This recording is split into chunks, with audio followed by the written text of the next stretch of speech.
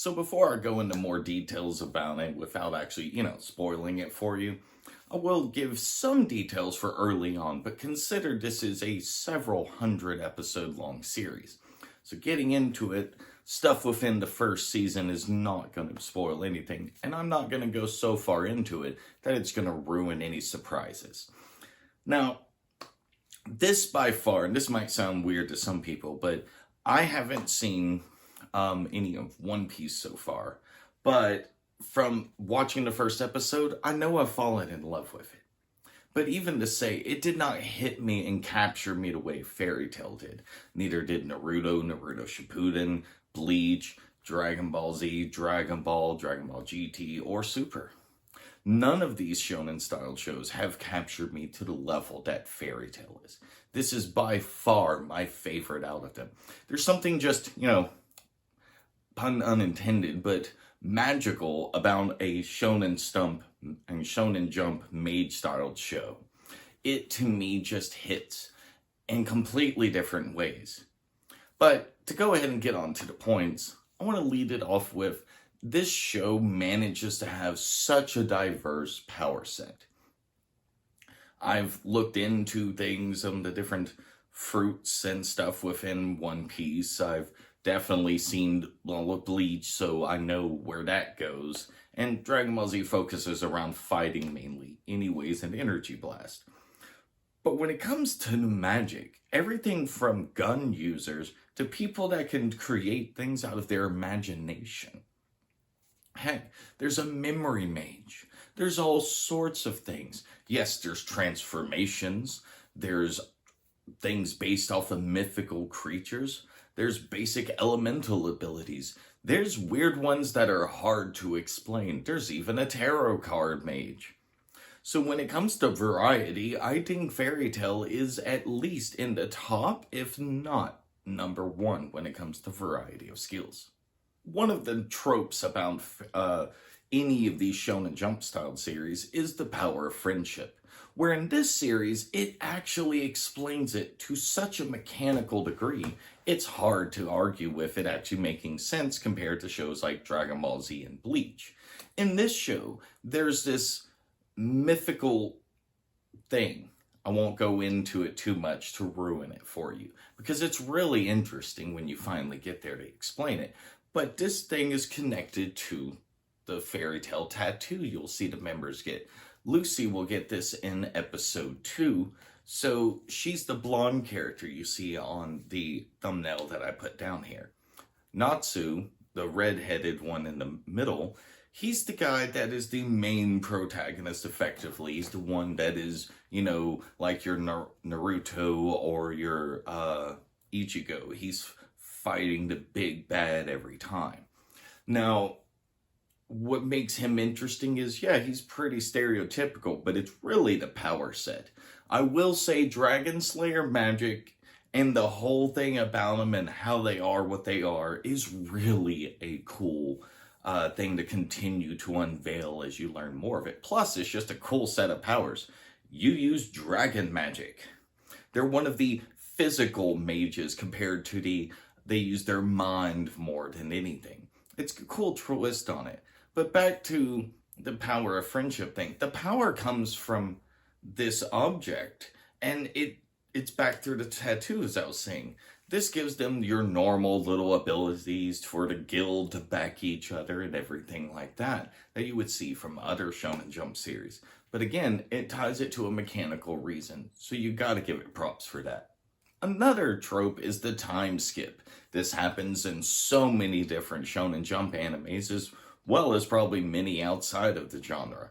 But for this one, it's interesting. It's not just like you catch up with them years later. It's a time skip, even for the main characters. Something happens, and a group of the Fairytail Guild is separated from the timeline, in effect. They return, and time has passed a few years.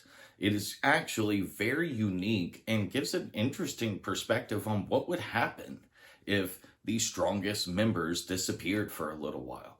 It's actually right before a tournament arc, which is the third trope. Their tournament arc is actually pretty interesting. They added some games into it. It's not just about fighting. And some of the challenges they had were actually unique. Urza Scarlet, the one with the long red hair and the armor on in the thumbnail, she does one that is just amazing. I won't go into details to ruin it, because when you finally get there, you'll get what I mean by it's like playing a video game, and she just dominates. Details that come out in the very first few episodes have a tendency to come back way later on. This series is very good at kind of sewing stories in to connect and build a much greater picture way later on. Not only that, it's interesting how this series alone has made me tear up more than all other animes combined. It used to have a saying about making grown men cry since the year it came out. I believe it was 95. But keep in mind, there is the Fairytail series and the 2007 series. That is the continuation of it. And now the 1,000-year arc, or 100-year arc. I don't remember which one it is right now. But they have 3 arcs to it so far. Not just that, there is a series on a different continent than Fiori, the main continent of Fairytail.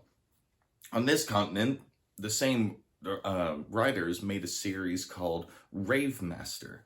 This focuses on a different perspective on magic in a different country, but they do have a crossover series called Fairytail X Rave.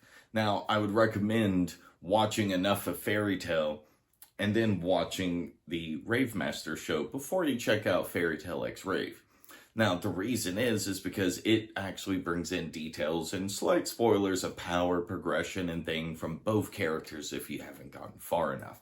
The little flying cat you see on the front is actually more than just a gimmick. There's a whole story and arc that ties to their history and where they came from. So it's not just thrown in for that. That would be Plu. That's one of Lucy's, the blonde-haired character's little summoning things. See, she's a celestial mage, I believe it's called, and they get keys, and these keys can unlock to a door to another dimension that a paired summon that they've already made a deal with can come. It's her whole power set, and it gets into astrology, and it's very interesting. Now, compared to other long series, I will say this series has done a much better job of having a power system that doesn't argue with itself or contradict itself, which really does aid into the fact that this series is less about just a stronger and stronger enemy. Sometimes, even if they're a stronger enemy, it's due to the fact that there's family connections that makes it so much more unique.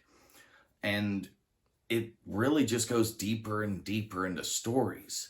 And actually, one of the villains is a part of an evil guild. It connects to things from earlier in the series and has an object that is connected to the Rave Master series. It does a good job of keeping in consideration the whole world, not just Fiori and the localized events surrounding the characters.